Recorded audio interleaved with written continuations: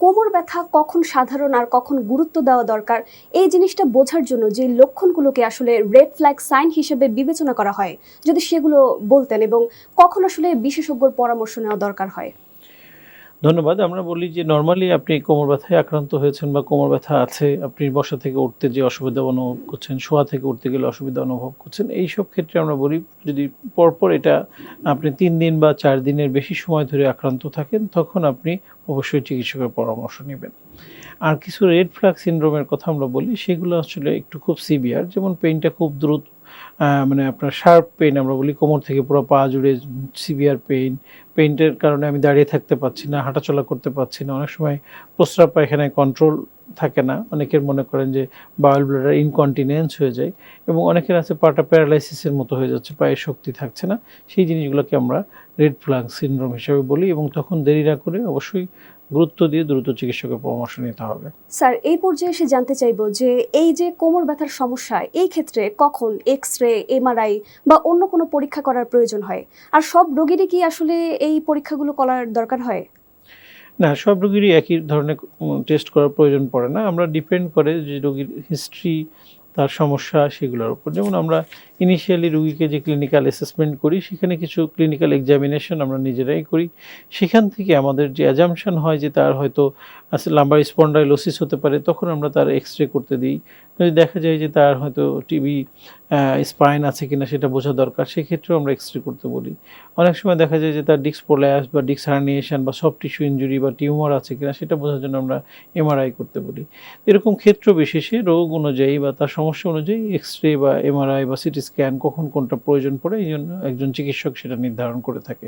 কিন্তু সবার জন্য যে সেমটাই লাগবে এরকম না। স্যার, কোমর ব্যথা নিয়ে আপনার কাছ থেকে অনেক গুরুত্বপূর্ণ তথ্য জানছিলাম, আরও অনেক গুরুত্বপূর্ণ তথ্য জানতে চাই, দর্শকদের জানাতে চাই, কিন্তু তার আগে একটা ছোট্ট বিরতিতে যেতে চাই। জি, নিশ্চয়। সুপ্রিয় দর্শক, ঢাকা সিটি ফিজিওথেরাপি হাসপাতাল নিবেদিত ব্যথামুক্ত সুস্থ জীবন অনুষ্ঠান থেকে নিচ্ছি ছোট্ট একটি বিরতি। ফিরে আসবো খুব শিগগিরই, সঙ্গেই থাকুন। ঢাকা সিটি ফিজিওথেরাপি হাসপাতাল, আধুনিক চিকিৎসা সেবার নিশ্চয়তা। ডাক্তার এম ইয়াসিন আলী স্যারের তত্ত্বাবধানে চিকিৎসা দেওয়া হয়। অপারেশনবিহীন হাঁটু, কোমর, প্যারালাইসিস ও পঙ্গু রোগের আধুনিক চিকিৎসা সেবার নিশ্চয়তা। ঠিকানা ঢাকা সিটি ফিজিওথেরাপি হাসপাতাল, house number 12/1, road number 4/A, Dhanmondi, Dhaka 1205।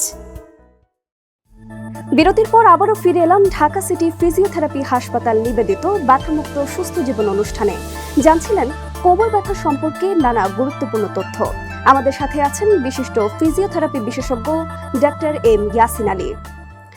Sir, বিরতির পর আপনাকে আবারও স্বাগত আমাদের আজকের আয়োজনে।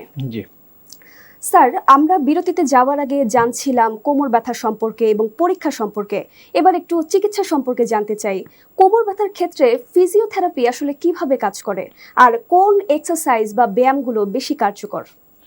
ধন্যবাদ আপনাকে। কোমর ব্যথা আসলে অনেকগুলি কারণ রয়েছে, সেই কারণ অনুযায়ী চিকিৎসাটা সবসময় ভিন্ন ভিন্ন, কিন্তু আমরা দেখতে পাই যে কিছু কিছু ক্ষেত্রে শুধুমাত্র ব্যথানাশক ওষুধের উপর নির্ভরশীল হয়ে যান অনেকে, যে ওষুধ খেলে ব্যথা কম থাকে, বন্ধ করলে আবার ব্যথাটা চলে আসে। আসলে এই যে দীর্ঘমেয়াদী ব্যথানাশক ওষুধ তার লিভার, কিডনির মতো গুরুত্বপূর্ণ অঙ্গগুলোকেও বিকল করে দিতে পারে। এই জন্য ফিজিওথেরাপি ট্রিটমেন্টটা আসলে খুবই পার্শ্ব প্রতিক্রিয়াবিহীন একটা চিকিৎসা পদ্ধতি, যেটার মাধ্যমে আমরা ওই কারণটাকে রিমুভ করে ফেলতে পারি। যেমন ধরেন, আপনি বললেন যে ডিস্ক প্রোল্যাপস বা পিএলআইডি হয়েছে, তার কোমর থেকে পেইনটা পুরো পায়ের দিকে চলে যাচ্ছে, পাটা একেবারে ঝিনঝিন অবশ, কিছুক্ষণ দাঁড়িয়ে থাকলে আর দাঁড়িয়ে থাকতে পারেন না, বা কিছুক্ষণ হাঁটার পরে পাটা ভারী হয়ে আসে, রোগীদের এই ধরনের কমপ্লেন থাকে। আমরা ফিজিওথেরাপির মাধ্যমে তার ওই যে ডিস্কটা সরে গেছে ওটাকে আবার পূর্বের জায়গায় ফিরিয়ে নিয়ে আসতে পারি। এবং এক্ষেত্রে আমরা এই রোগটাকে 3টা ভাগে ভাগ করি, যেমন তার প্রাথমিক, মধ্যম এবং খুব সিভিয়ার।